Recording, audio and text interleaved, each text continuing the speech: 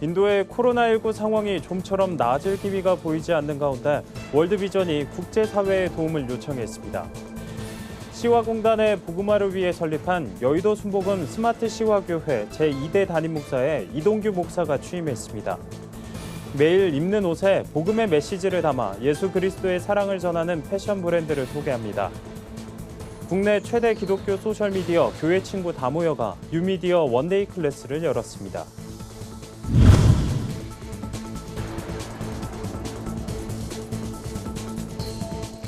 여러분 안녕하십니까? 굿TV 뉴스입니다.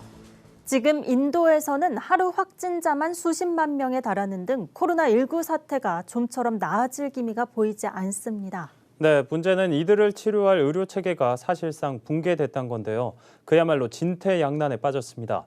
이런 가운데 월드비전이 한국을 비롯한 국제사회에 도움을 요청했습니다. 한혜인 기자입니다. स्कूल बंद है कोरोना बेसी होसी केने कोरोना वो देउता कमजब परानाय 지금까지 인도의 코로나19 누적 확진자는 2,500만 명이 넘습니다. 우리나라 전체 인구의 절반 이상이 코로나에 걸린 셈입니다.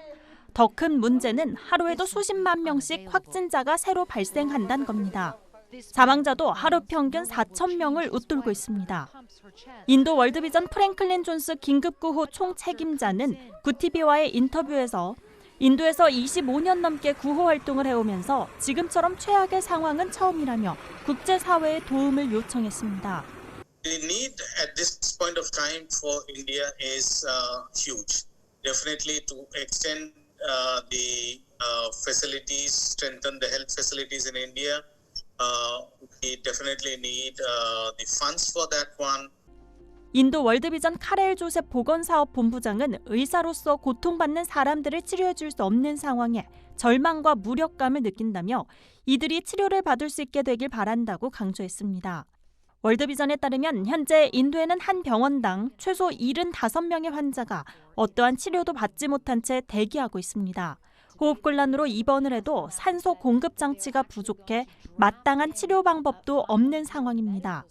이에 한국 월드비전은 인도에 약 6억 원 규모의 긴급 구호 자금과 물품을 지원한다고 밝혔습니다. 한국뿐 아니라 미국과 호주, 영국 등 20개국의 월드비전에서도 84억 원 규모의 지원에 나설 계획입니다. 월드비전은 인도 내 118개 사업장을 중심으로 오는 6월까지 보건 시스템을 강화하기로 했습니다. 월드비전 관계자는 산소 농축기와 병상을 늘리는 한편 의료 장비를 확충하겠다며 지역 주민과 아동의 심리 회복도 도울 예정이라고 밝혔습니다. 굿TV 뉴스 한혜인입니다. 시화공단의 복음화를 위해 2년 전 설립한 여의도 순복음 스마트 시화교회에 이동규 목사가 담임 목사로 취임했습니다. 이 목사는 여의도 순복음교회에서 새신자 관리와 홍보 등을 담당한 인물로 시화공단 내 전도 사역의 적임자란 평가를 받고 있는데요. 오현근 기자의 보도입니다. 경기도 시흥의 한 상가 건물에 교회가 들어서 있습니다. 여의도 순복음교회가 2년 전 시화공단의 복음화를 위해 설립한 스마트 시화교회입니다. 제2대 담임 목사로 이동규 목사가 취임했습니다. 이 목사는 여의도 순복음교회에서 새신자 관리실장과 홍보국장, 기도원 상담소장 등을 역임해온 인물로 시흥 지역 전도 사역의 적임자란 평가를 받고 있습니다. 이날 취임 감사 예배에서 설교를 전한 이영훈 목사는 이동규 목사의 취임으로 이 교회가 부흥하고 지역에 선한 영향력을 미치길 바란다고 조언했습니다. 이제는 주님 기뻐하신 모습으로 변화되어야 합니다. 성령의 능력을 받고 선한 일을 행해서 이 사회를 주님의 선행으로 변화시키는 주님의 교인꾼이 되어야 할 것입니다. 교회는 창립 당시 외국인 근로자가 본국에 돌아가서 선교사가 될 수 있을 만큼 전도와 양육에 힘쓰겠다는 계획을 세운 바 있습니다. 다문화에 대한 우선 이해를 높이고 그리고 다문화에 대해서 좀 더 적극적으로 찾아가서 그들을 교회로 인도하는 다문화가 뭘 필요로 하는가 그 필요를 충족시키는 그러한 계기를 만들어야 될 것이라고 생각이 돼요. 이 목사는 성도 양육과 교회 부흥을 위한 목회 전략도 밝혔습니다. 성령 충만한 성도, 복음을 전하는 성도, 또 사회에서 인정받는 그러한 성도로서 양육하기를 원하고 있습니다. 저 교회 가면은 정말 뭔가 내가 달라질 것 같고 내가 변화될 것 같고 내가 정말 뭔가 이룰 수 있는 그런 사람이 될 수 있겠다라는 교회예요. 전도가 유독 어려운 공단 지역에서 지역 복음화라는 사명으로 설립한 여의도 순복음 스마트 시화교회. 지역 근로자는 물론 다문화 가정까지 복음을 전하려는 이 목사의 사역이 기대를 모으고 있습니다. 구티비 뉴스 오현근입니다. 사람이 살아가는데 반드시 필요한 의식주. 이 중 매일 입는 옷에 복음의 메시지를 담아 예수 그리스도의 사랑을 전하는 패션 브랜드가 주목을 받고 있는데요. 눈에 띄는 디자인으로 최근엔 대형 쇼핑몰에도 입점했다고 합니다. 하나은 기자가 소개합니다. 선글라스를 쓴 예수 그리스도, 굿뉴스, 오 지저스 등 복음의 메시지가 담긴 이 옷들은 신진 디자이너 브랜드 로이로이 서울에서 만든 제품입니다. 로이로이 서울이란 이름 또한 여호와는 나의 목자라는 뜻의 로이와 서울에서 이 복음이 시작된다는 의미로 지었습니다. 복음의 메시지를 넣어서 사람들에게 매개체가 되었으면 좋겠다는 생각으로 좀 그런 브랜드를 런칭하게 되었고 좀 유쾌하고 즐겁게 복음이 사람들에게 전달되었으면 좋겠다는 생각을 해가지고 자연스럽게 복음을 드러내겠다는 로이로이 서울의 취지에 공감하는 연예인이나 인플루언서, 기업과의 협업도 활발합니다. 기아대책, 승일희망재단, 컴패션과 함께 패션뷰티 바자회, 기부 펀딩 프로젝트를 진행해 마련한 수익으로 소외 이웃을 섬겨왔습니다. 상품성도 인정받았습니다. 스타필드, 동대문 디자인플라자 DDP, 네이버 스토어까지 입지를 넓혔습니다. 백화점에서 팝업 스토어도 50번 넘게 진행했습니다. 다음 세대를 겨냥해 국내 최대 규모의 온라인 편집샵에도 입점했습니다. 패션을 넘어 문화를 선도하겠다는 목표입니다.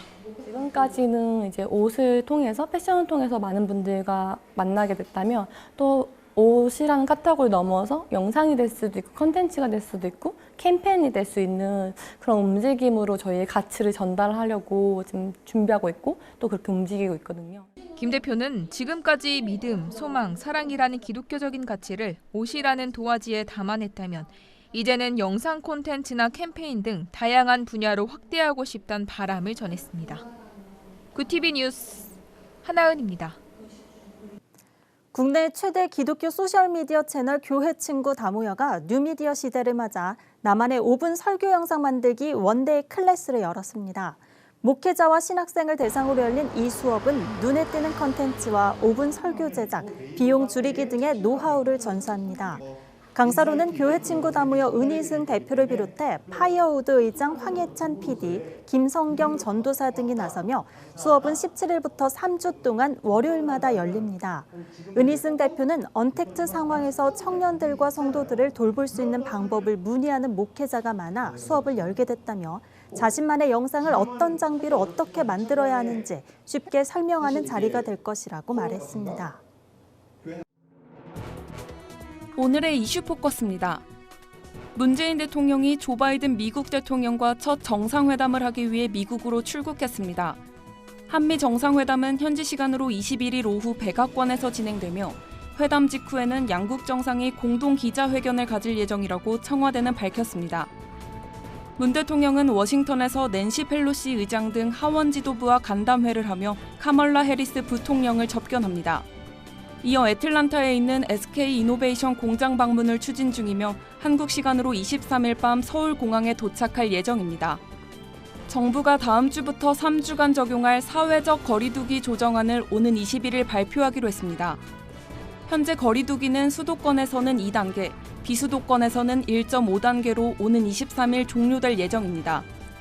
정부는 오는 7월부터 거리두기 개편안 시행을 준비 중이어서 현행 거리두기 단계와 5인 이상 모임 금지 조치 등은 재연장 가능성에 무게가 실리고 있습니다. 여야가 오는 26일 김호수 검찰총장 후보자에 대한 국회 인사청문회를 열기로 합의했습니다.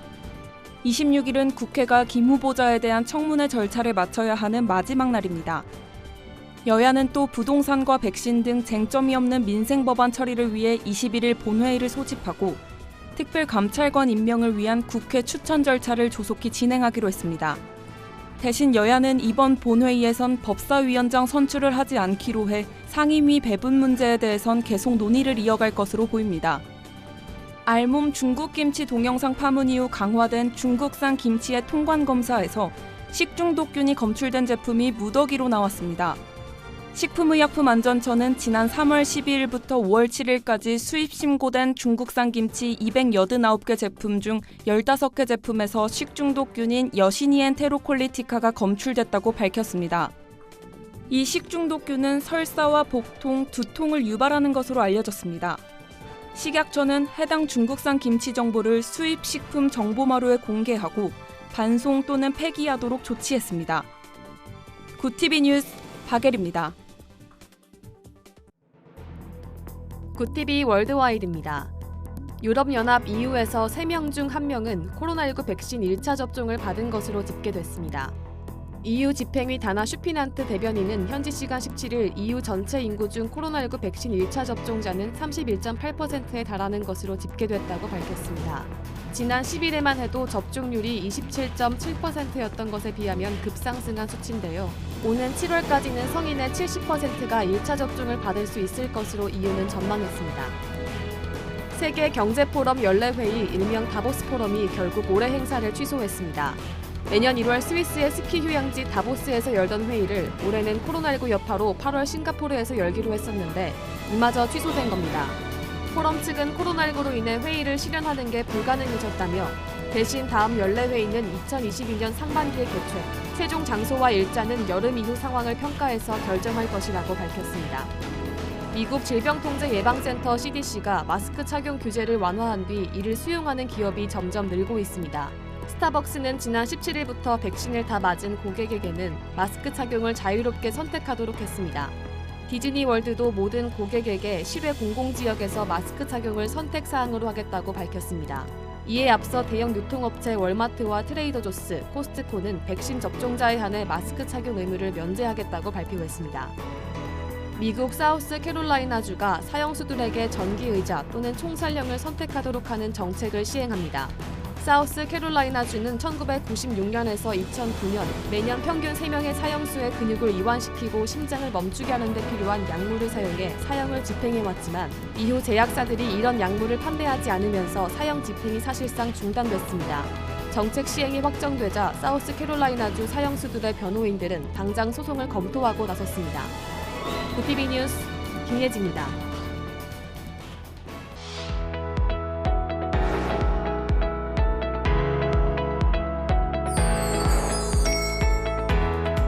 네포난의 교회 진은희 기자입니다. 오늘의 소식 전해드립니다. 2인조 듀오 러빔이 5월 가정의 달을 맞아 부모님을 위한 곡을 발매해 눈길을 끕니다. 특히 팬들의 가족 사진을 넣은 뮤직비디오가 주목을 받기도 했는데요. 러빔의 10번째 디지털 싱글 앨범 디어에는 총 2곡이 수록돼 있습니다. 모두 러빔이 직접 작사, 작곡에 참여했으며 믿음의 가정과 믿지 않는 가정에서 자란 사공정 씨와 김구슬 씨의 경험을 담아 노래한 게 특징입니다. 먼저 당신의 눈물의 기도가 흘러는 부모님께 믿음의 가정을 유산으로 받은 자녀의 감사함을 표현했는데요. 우리의 눈물의 기도가 쌓여란 곡은 아직 하나님을 만나지 못한 가족들을 위해 복음을 전하려는 안타까운 마음을 담았습니다. 사단법인 허브가 코로나19 사태 속에서도 잠깐의 여유를 찾을 수 있게 돕는 새참 음악회를 진행합니다. 2018년부터 이어온 새참 음악회는 일을 하다가 잠깐 쉬면서 먹는 음식이란 의미를 가진 새참에서 따왔는데요. 교단에 상관없이 문화목회가 어려운 미자립 교회들의 음악회를 지원하며 기획부터 디자인, 연주자 섭외 등을 돕고 있습니다. 허브 관계자는 현재 코로나19 시대에 발맞춰 새참 음악회 영상을 촬영해 무료로 제공한다며 온라인 예배의 특송 영상 등으로 사용하면 된다고 전해왔습니다. 한편 새참 음악회는 이달 20일부터 송파교회, 광양사랑의 교회, 창녕교회에서 차례대로 열릴 예정입니다. 오늘의 소식은 여기까지입니다. 시청자 여러분의 다양한 소식들 계속해서 굿TV에 전해주세요. 이상 네포난의 교회였습니다. 글로벌 선교 방송단과 함께하는 교계 소식을 김민주 기자가 보도합니다. 한국대학생선교회 CCC가 올해 온라인 여름수련회의 윤곽을 발표했습니다. 올해 주제는 하나님 안에서 미래를 그린다는 의미의 인비전 퓨처인 갓으로 오는 6월 28일부터 2박 3일간 열릴 예정입니다. 이번엔 3차원 가상현실 시스템인 메타버스를 활용해 보다 현실감 있는 수련회가 될 것으로 기대를 모으고 있습니다. 창립 60주년을 맞은 대학생 성경 읽기 선교회 UBF가 이달 30일 세계 선교 보고 대회를 온라인으로 개최합니다. 대회에선 사도 바울의 선교 정신을 바탕으로 한 새로운 비전이 제시될 예정입니다. 특히 올해는 국내외 UBF 소속 회원 2만여 명이 참여할 것으로 예상되는 가운데 선교사들의 사진 입장, 탈춤과 판소리 공연, 60주년 기념 영상 상영 등의 시간도 마련됩니다. 한국기독교 가정생활협회가 가정의 달을 맞아 오는 20일 한국기독교 100주년 기념관에서 가정에서의 신앙훈련을 주제로 한 세미나를 엽니다. 세미나에선 가정에서의 신앙훈련 사례를 살펴보고 신앙교육의 방법에 관해 논의할 예정입니다. 한국기독교 가정생활협회는 1955년 에큐메니칼 정신에 따라 설립됐으며 대한예수교장로회, 대한성공회 등 7개 교단이 소속돼 있습니다. 이단 전문 매체 현대종교가 16개 주요 이단 정보를 한 권에 정리한 전자책 이단 바로 알기를 발간했습니다. 책은 신천지, 구원파, 안식교 등 주요 이단 단체의 정보를 총망라하고 있습니다. 현지 선교사나 목회자도 쉽게 접할 수 있도록 한국어와 영어, 중국어 등 3개 국어로 병기했습니다. 구입은 교보문고 전자책이나 현대종교에 문의해 할 수 있습니다. 구TV 뉴스 김민주입니다. 인도에서 코로나19 확산으로 인한 피해가 점점 늘어나고 있습니다. 현지 주민은 물론 우리 교민들의 안전도 우려되는 상황입니다. 이들을 위한 도움의 손길이 이어지고 있는데요. 더 큰 피해가 발생하지 않도록 함께 기도해 주시기 바랍니다. 네, 이상으로 뉴스를 마칩니다. 오늘도 함께해 주신 여러분 고맙습니다.